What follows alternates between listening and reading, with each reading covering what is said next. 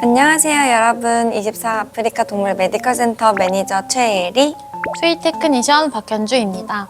여러분, 다음 주면 모두가 기다리던 설 연휴가 다가온다는 사실 알고 있나요? 맞아요. 맛있는 음식은 물론 그동안 만나지 못했던 반가운 가족들을 볼 수 있어서 모두가 정말 많이 기대를 하고 있을 것 같은데요.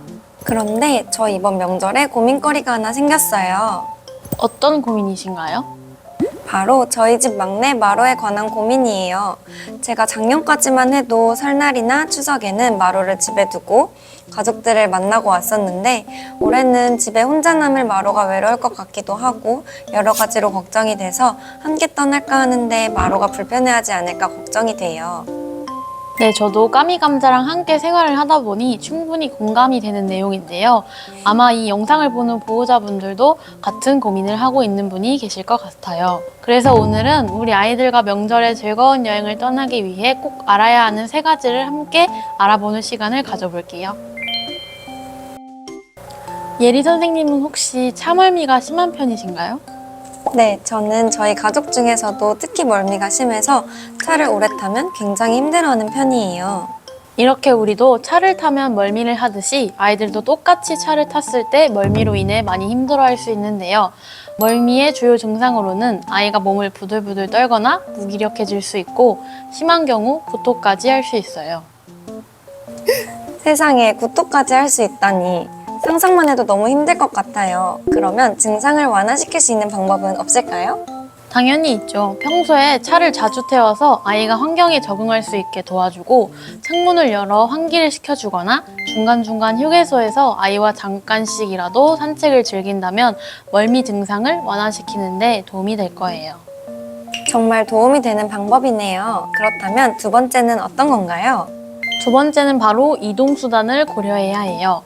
보통 명절에 이동할 때 자차로 이동하는 분들도 있겠지만 기차나 버스 같은 대중교통을 이용하는 분들도 당연히 있을 거예요. 그런데 이런 대중교통을 아이들과 함께 이용하려면 준비를 해야 하는 게 있어요. 어떤 건지 예리쌤이 한번 맞춰보실래요? 일단 케이지가 있어야 하지 않을까요? 다른 사람들과 함께 이용하는 대중교통 특성상 아이가 나와 있으면 아이가 불안해할 수 있으니까요. 맞아요. 여기서 추가 설명을 덧붙이자면 100cm 정도의 케이지에 아이가 들어갈 수 있어야 하고, 몸무게가 10kg 이내일 경우에만 탑승이 가능하다고 명시되어 있어요. 그리고 기차를 이용하는 경우에는 광견병 예방접종과 같이 꼭 필요한 예방접종을 해야 하고, 접종 사실을 증명할 수 있는 증명서를 지참해야지만 아이와 동반 탑승이 가능하다는 점 참고해주세요.